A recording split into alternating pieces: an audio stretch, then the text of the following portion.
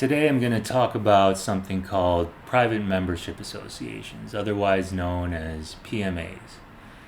Now, if you've been studying PMAs for a while now, or if you have a PMA, what I'm about to tell you might rub you the wrong way. So I just want to make clear to you that my intention is to help you understand how courts will view your PMA if for some reason you have to litigate. Because the entire purpose of creating a PMA is to protect yourself in court, right? And I'm actually an attorney, but I'm inactive. I graduated law school about 20 years ago, and I passed the bar, and then I just went inactive because I had no desire to practice law.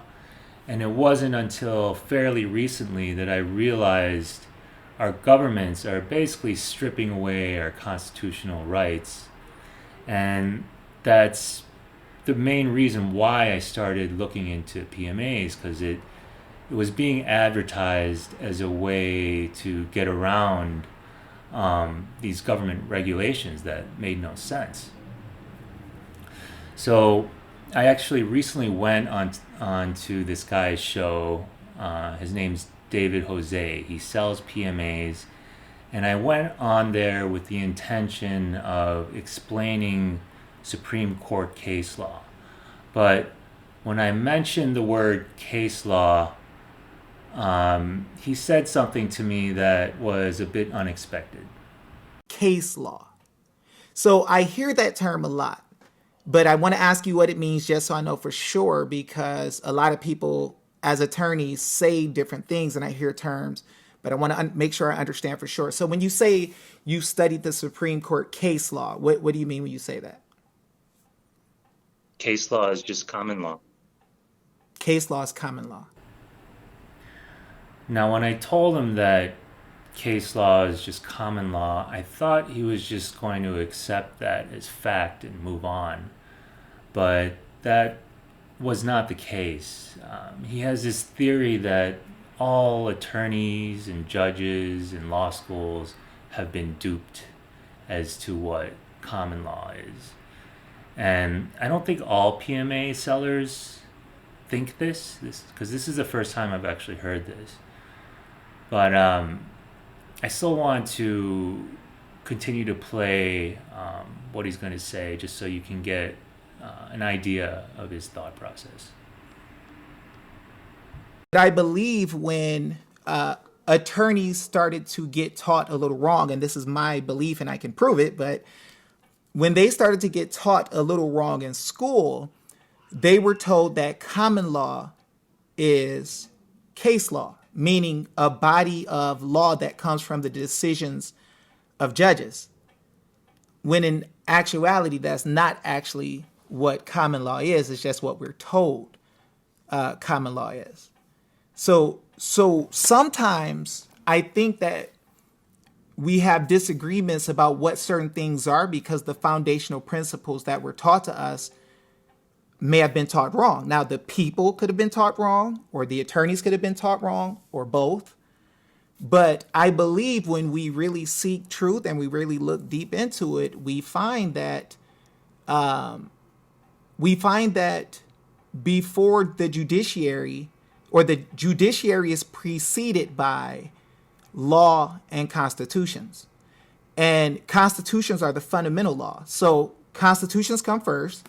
We allow the legislature to make law pursuant to the Constitution. And the only thing that judges do is they make determinations based on what the people wrote. They say that's unconstitutional only because the Constitution is the standard. The Constitution was written by the people, so it's not case law. It's just confirming the law of the people or the law of the statute. That's what the judges do. But a lot of times attorneys have been taught that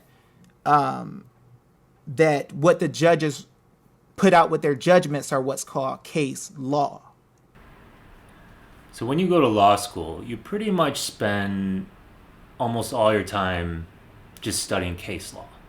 If you take a property law class, you study property case law. If you take a criminal law class, you study criminal case law, right? It's just taking the law and applying it to a specific set of facts. And then if a Supreme Court opinion does this, then this establishes a precedent so that later on, if we are in a similar situation, we're able to kind of predict how the courts will treat our situation. And especially in constitutional case law, there'll be a lot of times where two laws seem to contradict each other. An example of this would be the freedom of speech. A state might have a law that prevents solicitation, which is a type of speech, right? So since these laws seem to contradict each other, the best way to predict how a court might treat this situation is to find a case where those facts closely match your specific situation. That's why we study case law. That's all it is. There's no such thing of case law. There's opinions of judges who confirm the common law or historical usages. Okay, so you do use case opinions sometimes. Well, actually, what I do is I look at what the people say. I give credence to what the people say before cases, because if you have to wait on a judge to confirm, the people are just regular, everyday people who are moving around living like me and you. So what if you and I disagree on what the law is? Then how do you decide Super easy. what the law is? The way you decide what the law is you bring a case before a jury, which is the people too. And the people get to decide if the law you're bringing before the court is legitimate or not. That's not what juries do. Juries do not decide what the law is. Juries look at the facts and decide if you broke the law. I don't really want to talk about the definition of words. I just want to know what your definitions are important to make points because definitions make up words. Common law, obviously we disagree on the definition of common law. We disagree on the definition of jurisdiction. So we disagree on the definition of common law. So can we open up the book and see what common law means for the people to see if I'm lying? Because I don't like to lie to the people. I like to prove everything I say. So can we open up the law and see what the word common law means, and then we can see if I told the people the truth or if I said something that was kind of unfair? And this is what, Black's Law Dictionary? Yes, that's what you guys use in the courts and you use in schools, right? No. You don't use Black's Law in law school? It's funny you knew the name Black's Law. Yeah, that's because everyone who sells PMAs likes to quote Black's Law Dictionary. So did I write the Black's Law Dictionary or did a lawyer write it? I have no idea. Okay. So does the law profession use Black's Law and sell it in the schools, or am I mistaken about that? Not that I know of. Okay. So Professor Clements, who goes on Hannity, came on the show and said, David, I use that in my classes. There's probably 100 people on this chat right now who can say that they heard him say that, and we know that the courts use it. So are you telling me that the Black's Law Dictionary isn't valid? Now, Black's Law Dictionary is not the law. It's just a dictionary. And I never personally used it until very recently. Maybe they use it in law school, maybe they don't. I have no idea. I never bought it. I still passed. I don't see the big deal. But for some reason, PMA sellers treat Black's Law Dictionary like it's the Bible or something. So let's see what it says about common law. So right here, it says common law, right, as distinguished from the enactment of legislatures. The common law comprises the body of those principles and rules of action relating to the government and security of persons and property, which derive their authority solely from usages and customs of immemorial antiquity, which I told you, usages, historical basis, or from the judgments and decrees of the courts recognizing, affirming, and enforcing such usages and customs. And in this sense, particularly the ancient unwritten laws of England. Now, in the laws of England, it says the common law is all the statutory and case law background of England and American colonies before the American Revolution. So the common law does not come from the courts. It comes from them affirming, confirming, or reaffirming what was already said by the people and their historical customs and usages. Now, David's entire theory that all attorneys have been instructed incorrectly as to what common law is, it all rests on this single statement right here that I've highlighted from Black's Law Dictionary, which states, the common law is all the statutory and case law background of England and the American colonies before the American Revolution. And the way David interprets it is the common law is only law before the American Revolution. But I can see why someone might interpret this sentence that way. But if just take a closer look at the word before, and you can see that it's describing the American colonies before the American Revolution, not law before the American Revolution, right? And we can actually replace this phrase, American colonies before the American Revolution. We can just replace that with the British colonies, and then we can read that sentence again. The common law is all the statutory and case law background of England and the British colonies. That is true. It does not say the common law is only law from England and the British colonies, right? If that's what it said, if it said only, then David's argument would be a lot more plausible, but that's not what it says. And if you just look at, the preceding sentence, it says it's a body of law that's derived through judicial decisions. Judicial decisions are court decisions. This is what case law is. It's just court decisions, as opposed to legislative enactments, such as statutes. So, it's this one misinterpretation of the word before that he's created this whole legal theory of what common law is. And it really makes no sense, because then he's saying that we can never ever have new common law ever again, because we're now after the American Revolution. And that really makes no sense. And I find that a lot of PMA sellers will do this, where they will pick a certain phrase or sentence from some common law that they found from hundreds and hundreds of years ago, and then they'll base their entire legal theory around it. And a lot of the times, these theories contradict what the court uses. And this is what the sovereign citizen movement does. If you've never heard of who the sovereign citizens are, I put a link in the description of the video. You can see them going into court, basically saying that the court has no jurisdiction, and the court just thinks that the judge just thinks this person is crazy. And if you keep pressing with these kinds of arguments, then the court will just hold you in contempt, right?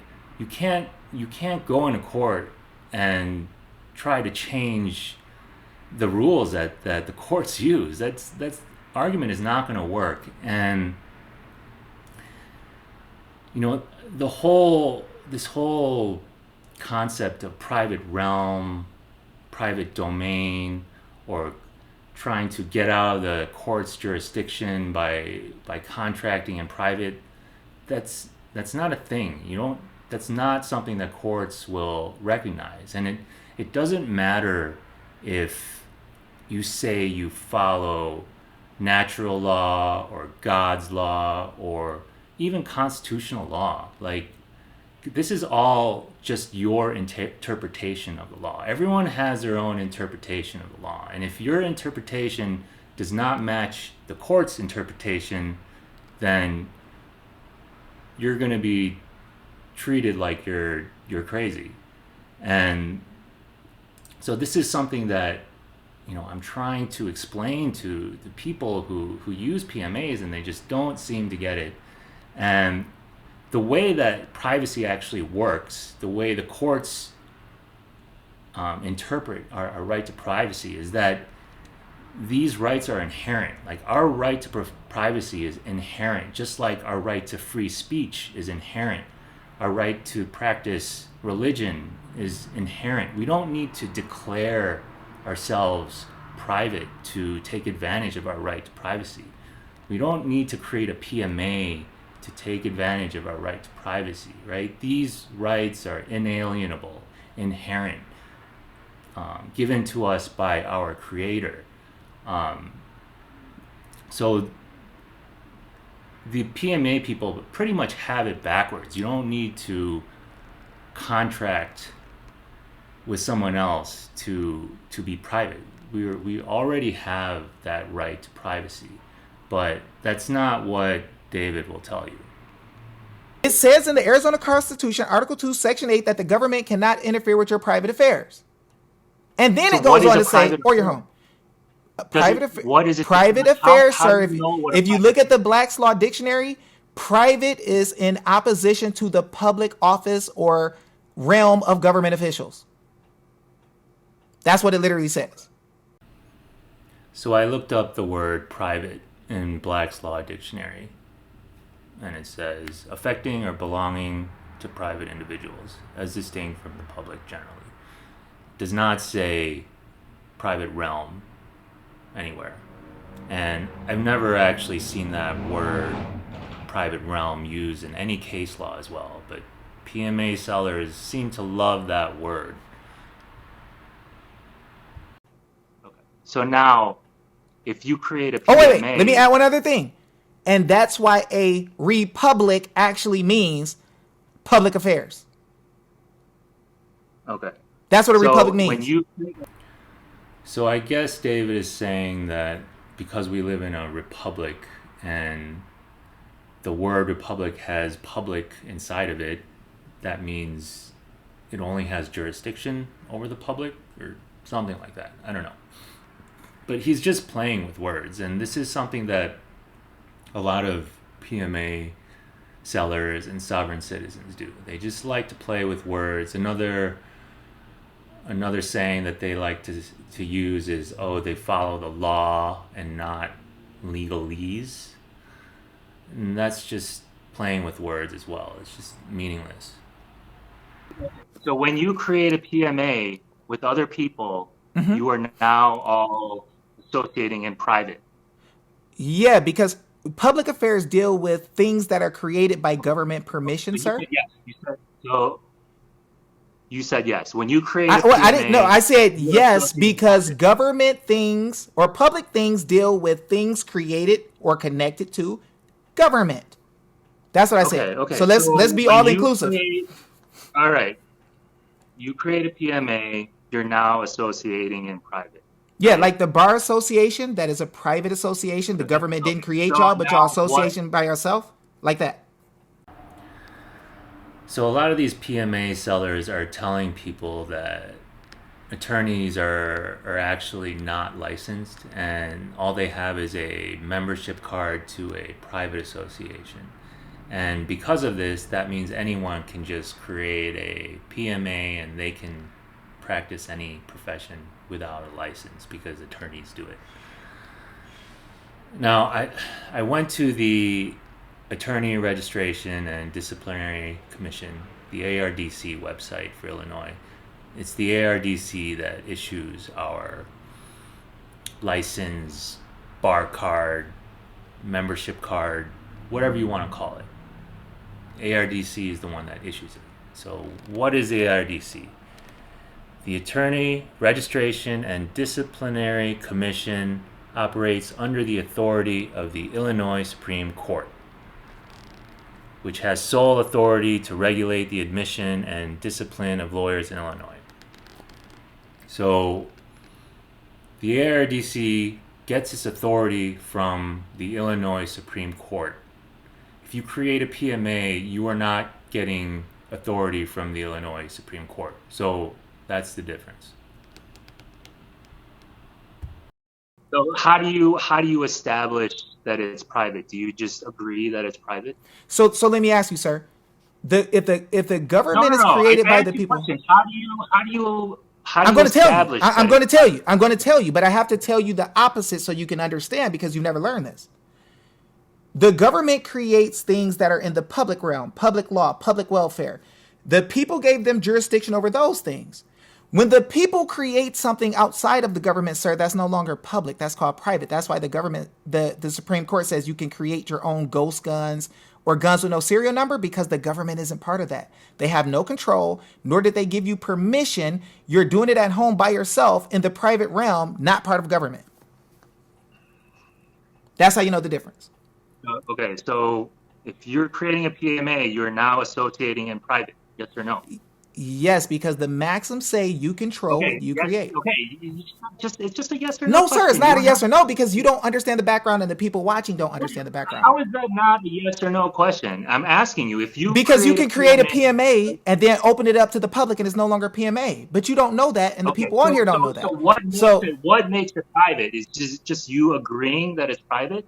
No, what makes it private is the people creating it outside of the realm of the government jurisdiction. What does that mean outside of the realm?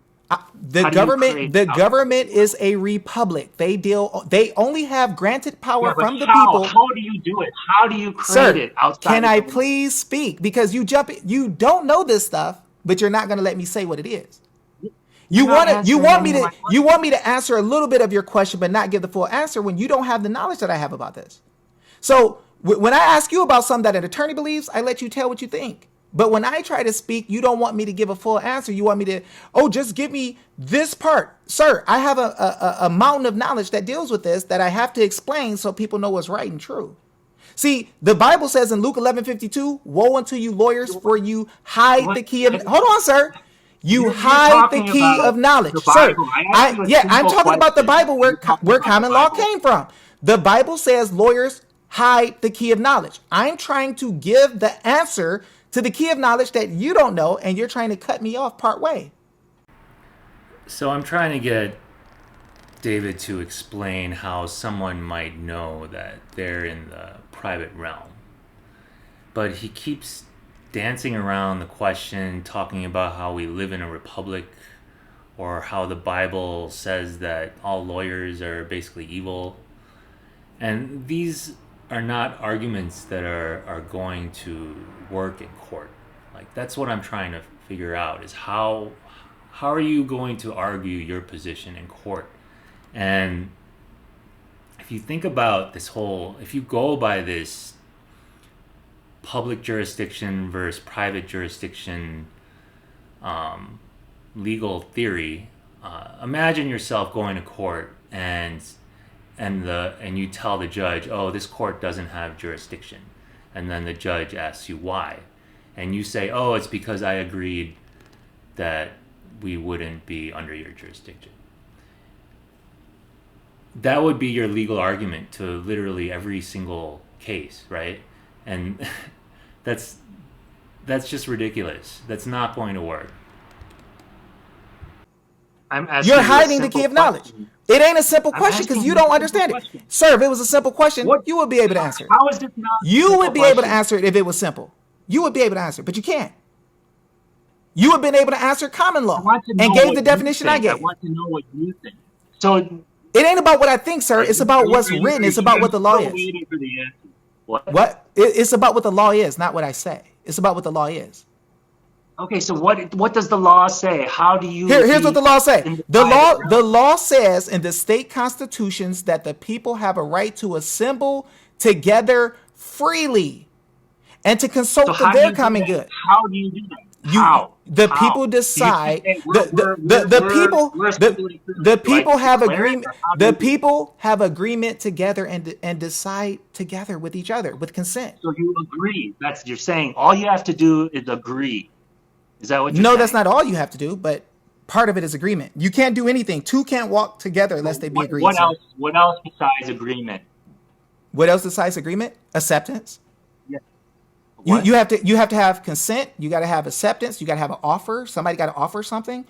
So you're saying it's a contract. It is a contract, most like. I mean, most Yeah. So definitely, all you one hundred need is a percent. contract. Yeah, You're saying it's a you need a expressly contract. written or by voice. It has to be a contract. Yes, sir. So expressly written contract or by voice. Or spoken.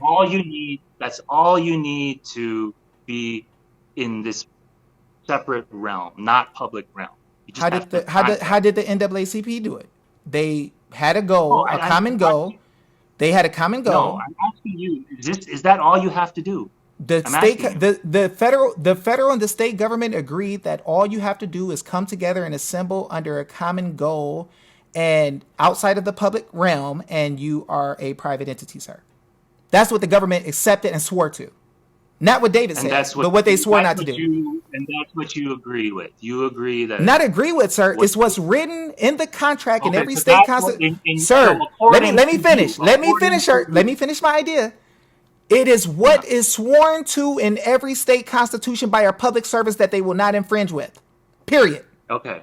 They said that. Okay. See, so it's not my words, it's Just what a they agreed contract, to. right? You're saying all it takes is a contract. Every state constitution is a contract.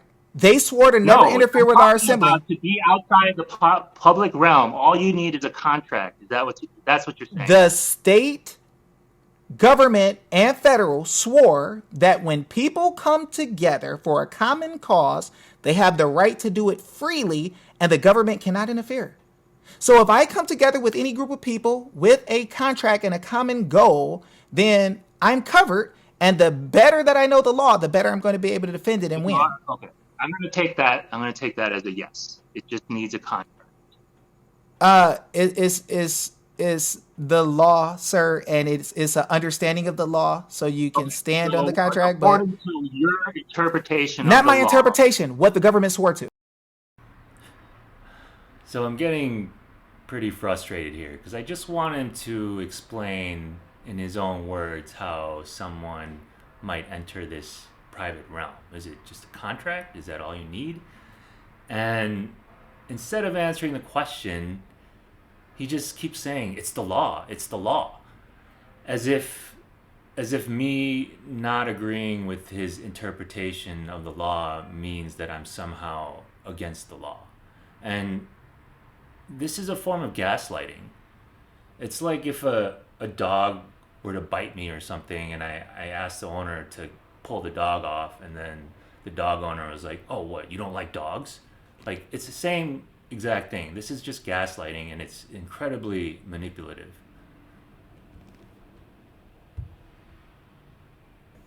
PMA to go in the private realm, all you needed is a contract, because that's Not what all you need, sir, but that's part of it.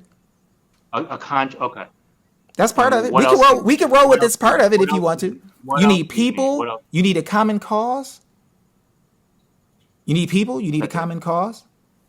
Okay. You need acceptance. Somebody needs to consent and accept, and then you need an offer. So let's say you have a PMA and you have all those things that you just listed. Mm-hmm. All right. Now, can I have 1 million people in my PMA, and will it still be considered in the private? Sir, the Church of Christ is an association of God's people, and it has over 1 million people, sir. And yes, it can still be private, and you can't enter it as the government. You can't kick it off the earth. Ask the Roman Catholic Church. So churches are a very special type of association.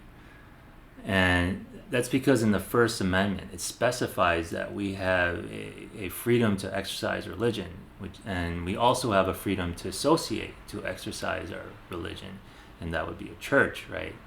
And churches have special protections, and this has to do with the whole separation of church and state, right? And an example of one of those protections would be, for example, a Native American church that that has peyote ceremonies.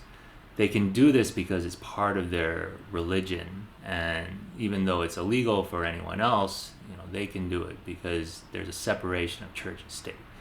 And David keeps bringing up the Bible because he's saying it's common law, but if you keep doing that, that can create problems as well, because then you're starting to impose your religion on other people. If you keep saying the Bible is part of the law, like the whole reason behind having a separation of church and state is to prevent that situation. So the church, it has these exceptions and protections because it's a religion. It has nothing to do with being private or public.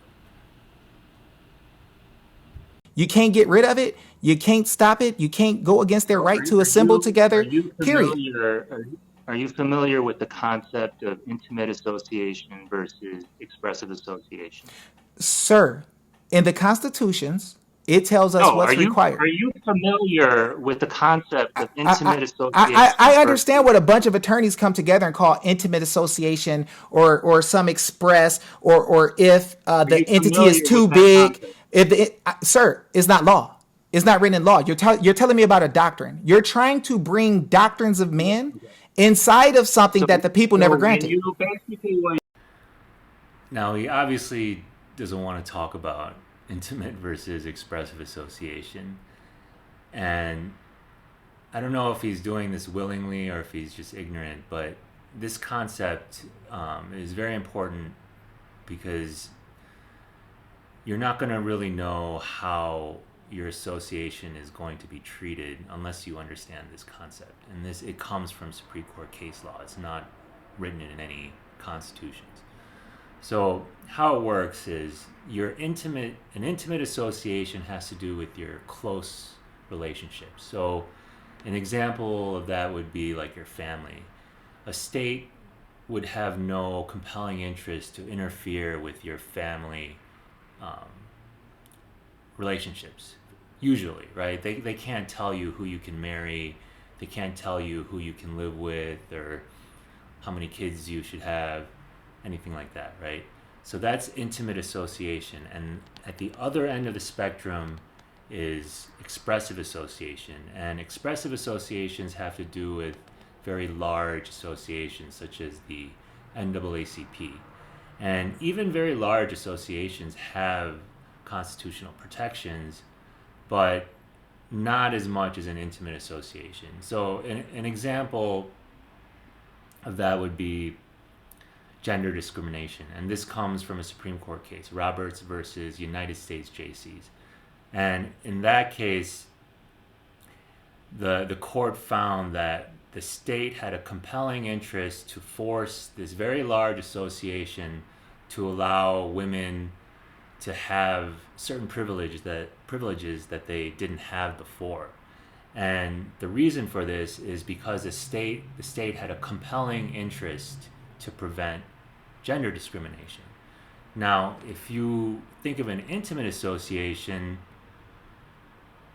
they can't really try to prevent gender discrimination in your family, right? They can't tell you that you can only live with a woman or a man or anything like that. And even with like racial discrimination, like they can't tell you to marry or live with a certain race, but if you have a large association, the state can tell you, you can't be racist because it has a compelling interest to prevent racism. So that's the difference between intimate association and expressive association.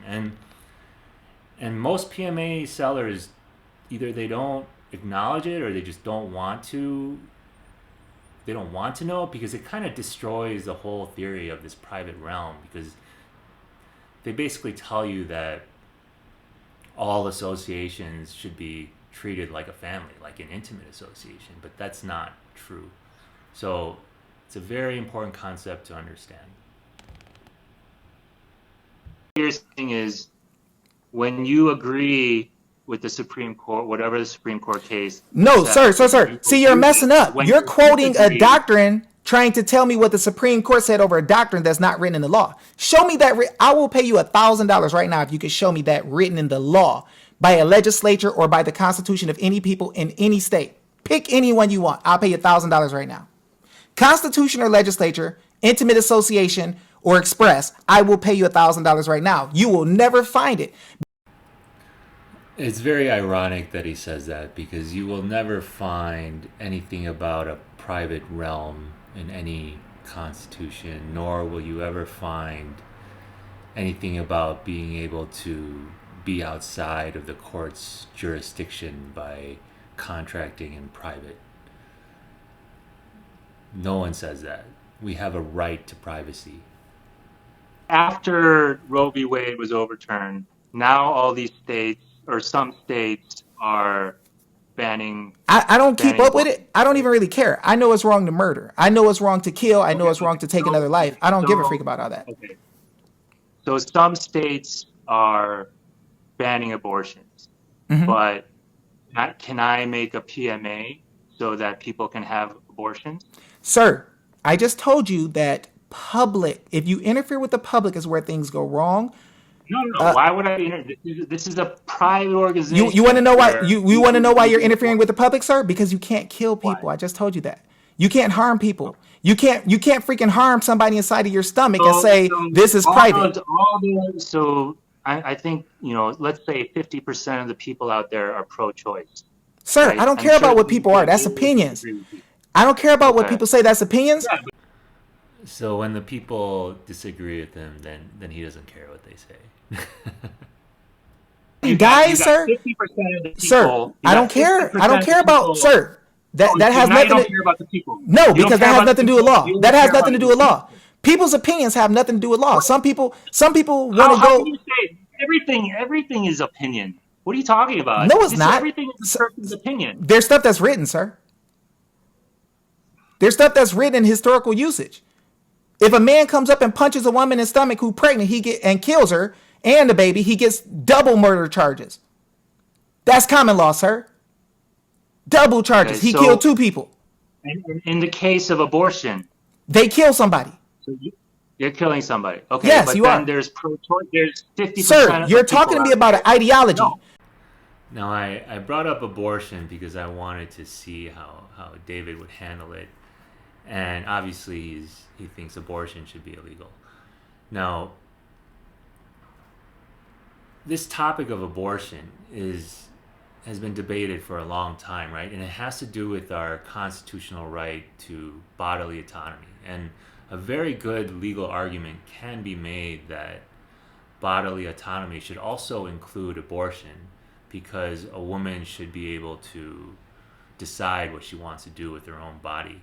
And I'm not saying this because I'm pro-abortion or anything. I'm just pointing out that if we start giving governments the power to decide what a woman can do with their own body, then it can possibly create a slippery slope where they can also tell us what to eat or if we should get vaccinated. Okay, in a state where abortion is legal, is it okay? Sir, what is legal? Somebody wrote a statute? Is that what you're saying? So you're saying legal, lawful. If they write a statute to say you can rape babies, sir. If they write a statute that says you can rape babies, is that lawful, sir? Is that following the law of God? Is that the common law, sir? Are we a people that let you rape babies? That's completely irrelevant. No, it's not. It's law, sir. It's common law. Can you rape babies if a dumb legislator writes a statute, sir? It's irrelevant to what I'm talking about. No, it's not. It's not. It's exactly what we're dealing with. Just gaslighting again, equating being pro-choice with raping babies. And this is what manipulative people do when they don't have a good argument. They just start twisting the logic. You just said it's legal in the state. Can you show me a constitution that said that the people can kill babies? No, so if you aren't granted the power to kill babies in the Constitution, and the statutes are made in pursuance of the Constitution, where the freak do you get the right to kill the baby in the dang statute? It's granted authority, sir. You have one level of authority that's a general power. The statutes are specified power that's derivative of the general power. If we never told people to go killing people in the general power, how in the world are they going to make a statute that gives them the permission to kill a baby? Abortions are unlawful. Yes. It's killing Okay. for no reason. Abortions are unlawful. So everyone that has an abortion should go to jail. Everybody who has an abortion is going against God. And the common law is based on Christianity, sir. God never told you to kill your babies. Actually, as a matter of fact, he hated it in the Bible. And in our country, it was never looked at as good to kill babies. In your opinion, people who get it's not about my opinion, sir. It's about what's written. It's not written anywhere that anybody can write that you could go kill an innocent person. It doesn't exist. And it's wrong. I believe it's 100% wrong. Say it again. Do you have an opinion? My opinion is if you had an abortion, you better repent because God is not happy and he don't like that you did it. You should never do it again. You got a precious soul inside of you. You don't have to get rid of it. You can nurture it and make somebody who's going to be powerful in this world. There's a lot of people who parents wanted to kill and get rid of. Some people even went through through abortions and almost died, and they lived and they became powerful people in this world. There's one lady who goes around and speaks all the time who got burned by acid. So I didn't hear a single legal argument in there. And David is a preacher. He's not a lawyer. He's good at preaching. And he just doesn't seem to understand that abortion is not written explicitly in the Constitution. And, there's a lot of pro-choice people out there. Let's say half of the population is pro-choice that would disagree with his interpretation of the Constitution. So who's supposed to decide who's right? Is it the courts that decide, or is it David? Right? According to David, it's him that should decide. Sir, the people who are in the private have a right to tell the government what the law is. They have a right to correct the freaking government and put them on notice. So I've been hearing this a lot from PMAs sellers where they say that they can put the government on notice and they'll write them a letter or something. And they act like this is something new. And this is just petitioning the government, right? The First Amendment says we have a right to petition the government for redress of grievances. So yeah, you can write the government letters. It doesn't mean the government has to listen to you. And governments are most likely not going to listen to you. So I just want to make that clear. Is that? And that's the drinking clubs. Yeah, there are drinking clubs. There's a lot of those. So they are selling in the private. Some of them can if they're smart enough. If you're dumb, you can't. But you just said that you don't sell. You don't sell in the private, but you can sell in a membership. In a normal PMA, you're not selling. You just have a membership. But if you're smart enough, kind of like they say, you don't mix law and equity. But if you're smart enough, you can. Same thing. So you're saying, okay, in the private, you can sell alcohol without a license. That's what if you are smart and you understand the law, you very well can. Then in the private, you can. So if I'm smart in the private, I can sell weed without a license. If you are part of a private membership and you understand how to do it correctly, yes, you can. Mm-hmm. Don't do that. And this is part of the reason why I'm making this video, because some poor guy is going to listen to David and then make this PMA and advertise that he's selling weed, and he might get arrested, right? So it's dangerous having this kind of advice out there. So I want to make sure that people don't do stupid things like that. And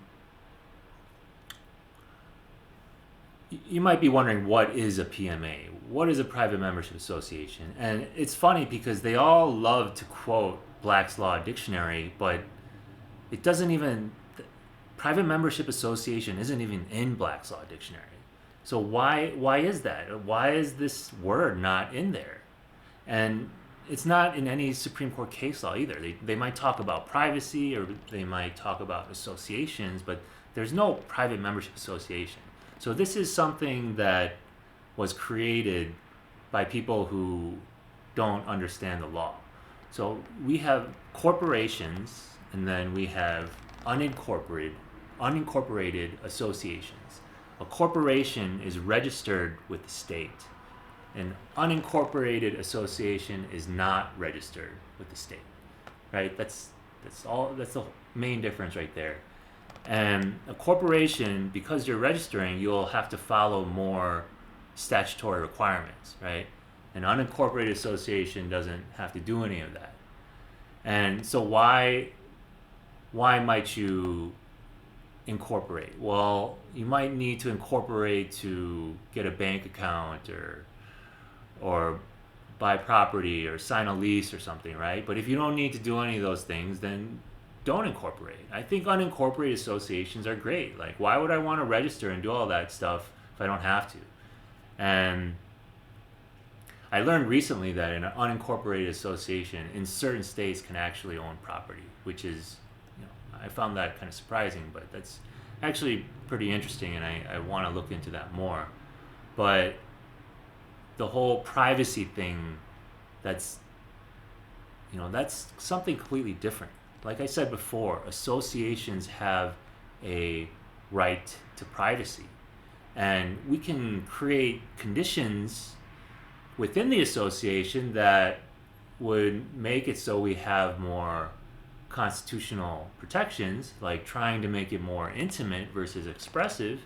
And I'll talk about that more in later videos, because I do think we can use our constitutional right to privacy to our advantage. And let me show you this one quote.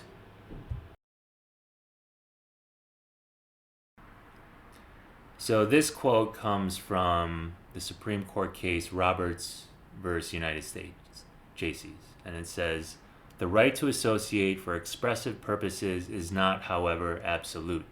Infringements on that right may be justified by regulations adopted to serve compelling state interests, unrelated to the suppression of ideas that cannot be achieved through means significantly less restrictive of associational freedoms." Now, that sentence is a bit confusing, at least the second part of it, and all Supreme Court case opinions are super confusing and boring to read, and that's probably why no one wants to read them, right? I completely agree that it sucks trying to read these Supreme Court cases.